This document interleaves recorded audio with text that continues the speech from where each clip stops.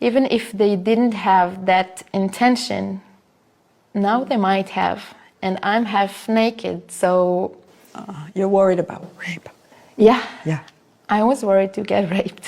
Yeah, of course. And fortunately enough, they didn't do it. She was given a hijab that covered most of her body.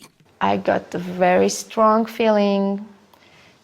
This is that fabric is my only protection. הורדות ידיים. כן.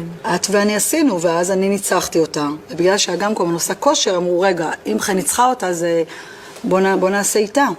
ואז אחד מהם, הצעיר, עשה איתי הורדת ידיים, אבל הוא הביא מגבת, כדי לא... כי אסור לו לגעת בי. אישה היא מאוד... אישה היא קדושה שם. אישה היא מלכה. היו עושים לי שיחות איך לשמור על אגם. הסברנו להם שגם אצלנו לפעמים כן יש שלאדם יכול להיות חבר, או יכולים להיות לה כמה חברים לפני שהיא תתחתן. אני אפילו מעודדת את זה, שהיא תתנסה, שהיא תכיר, לפני שהיא אצלה מוסד הנישואים.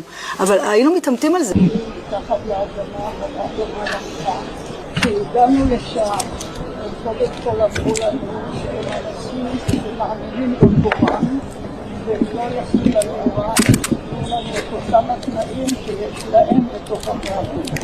דאגו לכל הצרכים, זה יאמר לזכותם, היו מאוד אמיתיים, והם שמרו שאנחנו נהיה נקיים, שאנחנו נאכל, אכלנו את אותו אוכל שהם אכלו.